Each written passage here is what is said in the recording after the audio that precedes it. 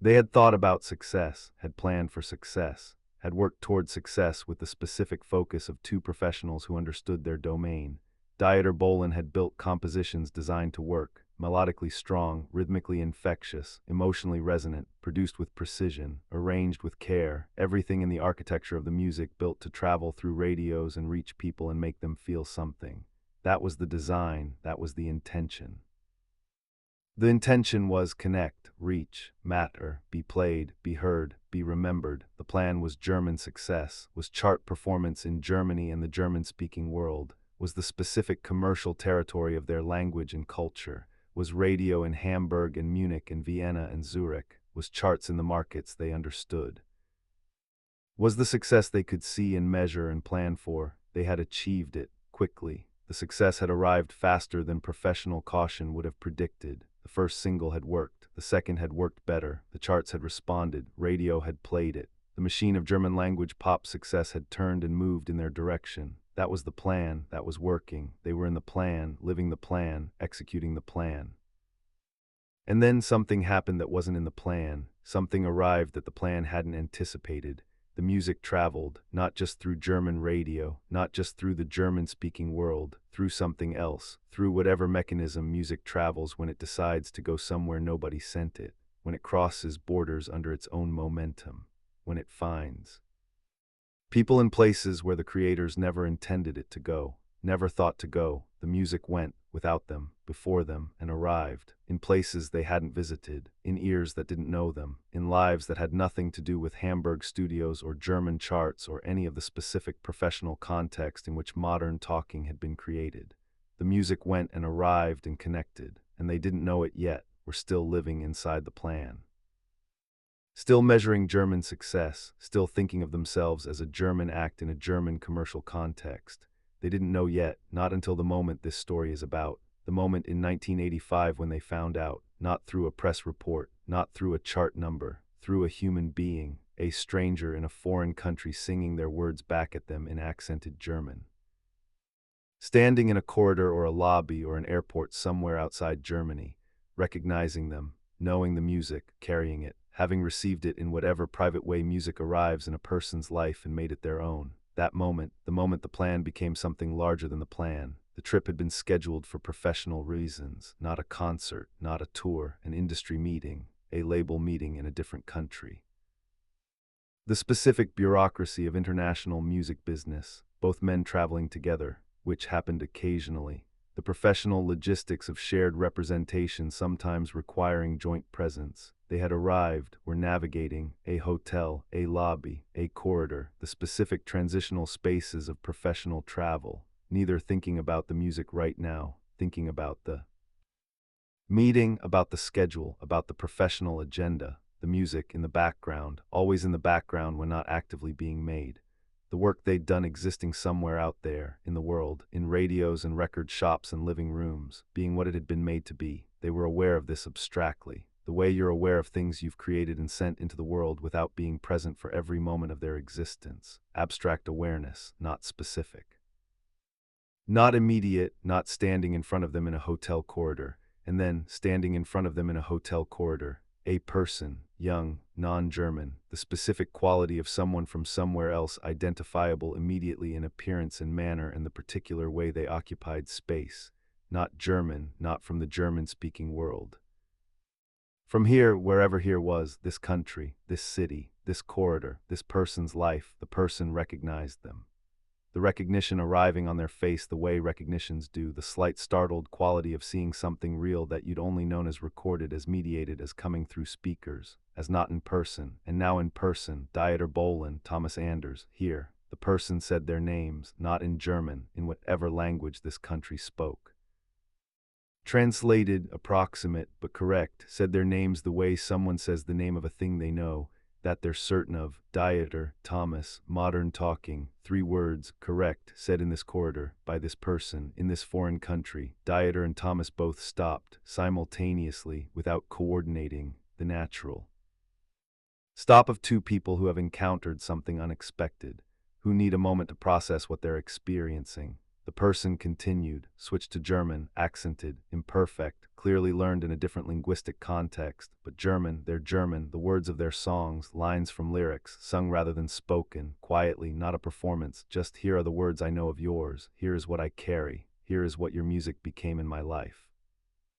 In my language, in my accent, in my version of what you made, Dieter heard his own compositions coming back at him through a completely different mouth, through a different language shaped around different sounds, through a different culture's relationship to the German words he'd written.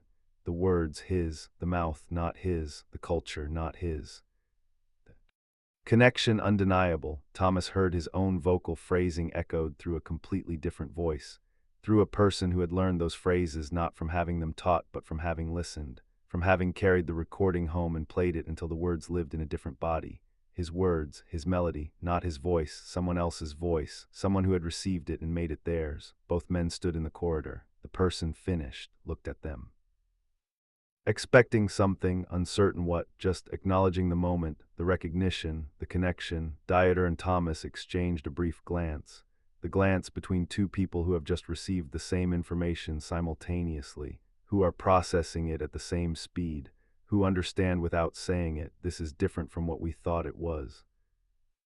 They spoke to the person, brief exchange, professional warm, the standard acknowledgement of being recognized. What's your name? Thank you. Yes, that's our song. We're glad you like it. Standard, expected, professional, but underneath not standard, not expected, not professional, something else. Something that would take both of them time to fully understand. Time they didn't have standing in a corridor. Thomas asked a question. Where did you first hear it?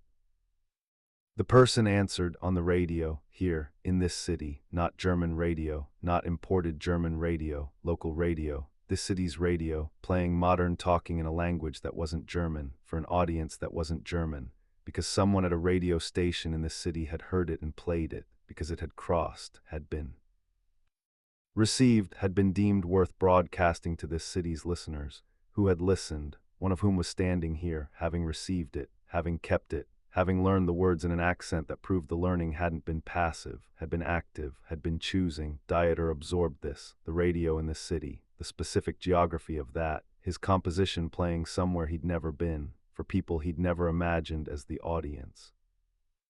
For people the song hadn't been made for, had been made for German listeners, German radio, German commercial success, but had found anyway, had arrived with anyway, had connected with anyway, despite the language gap, despite the cultural gap, despite all the distances that should have prevented it.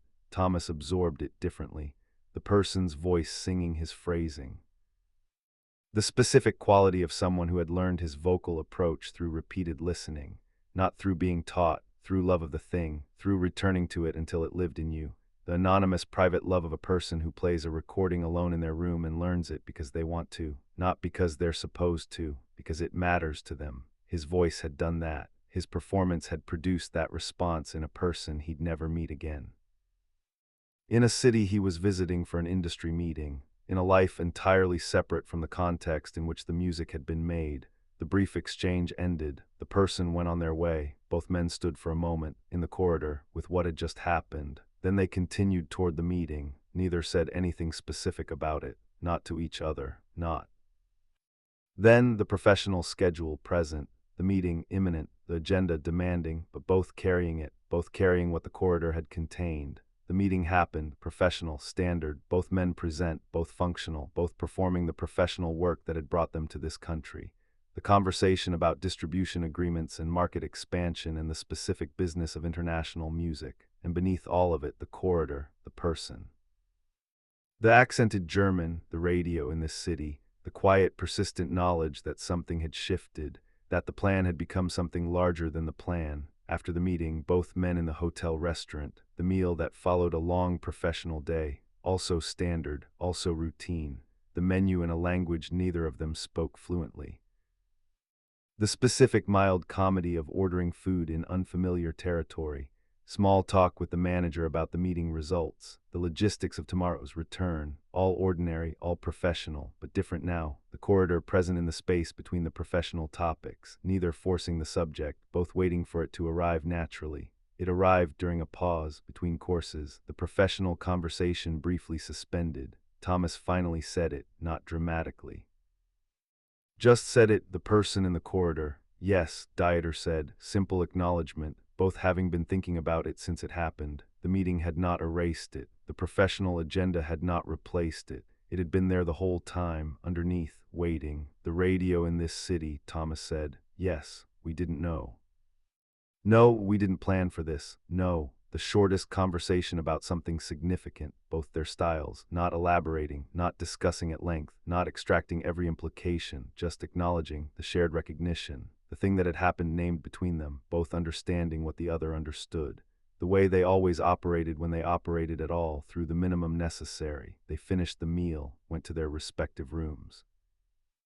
The professional work of the trip complete. Tomorrow, travel home, Hamburg, the next session, but tonight the corridor still present, both carrying it into separate rooms, separate evenings, separate processing of the same information. Dieter's room, notepad on the desk, the way he always processed things, through creation, through the language of music, not through conversation, not through elaboration, through structural thinking. He sat with the notepad and made notes, not for a song specifically, not a composition in progress, just structural notes, observations, what the corridor had suggested about what the music could be, what it could do, if it was larger than German, if it traveled as far as it seemed willing to travel.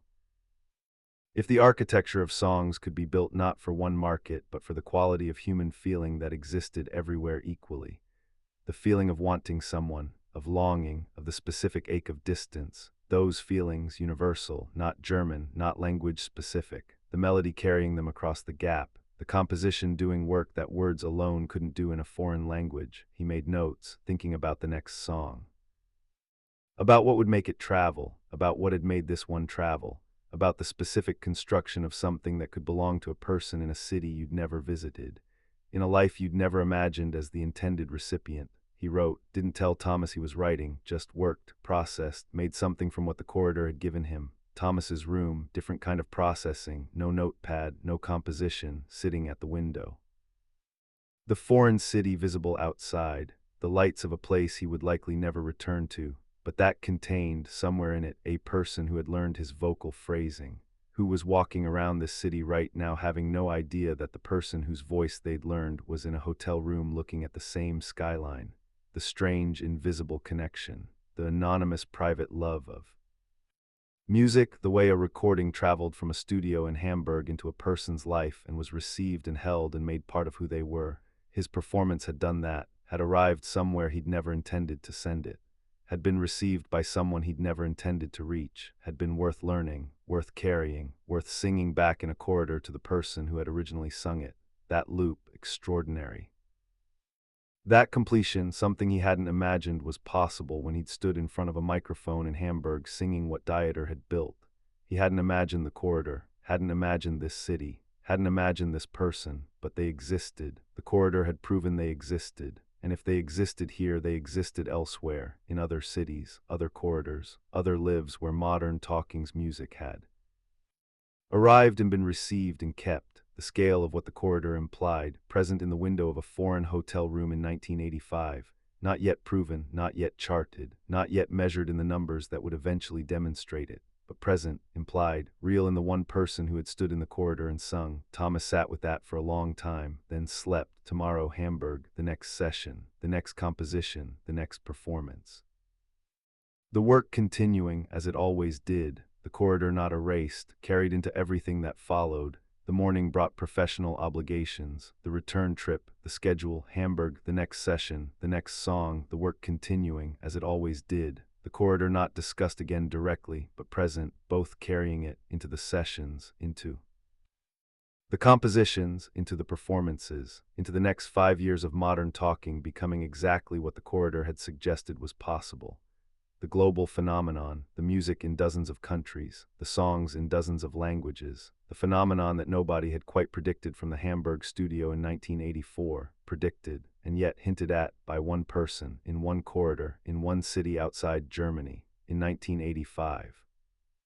Before it was certain, when it was only beginning, when it was still just a stranger humming in accented German, and two men who stopped walking because they understood in that moment that they had made something larger than they had intended to make. larger than the plan, larger than German radio, larger than themselves. That was the moment. That was 1985. That was what the corridor contained, the return. Trip, Hamburg again, the familiar streets, the familiar studio, the familiar work, both men carrying what the corridor had given them without speaking of it again. Dieter carried it into composition, the next songs built with a new structural awareness of what could cross language, what could travel, what could land in a stranger in a foreign city and be worth learning.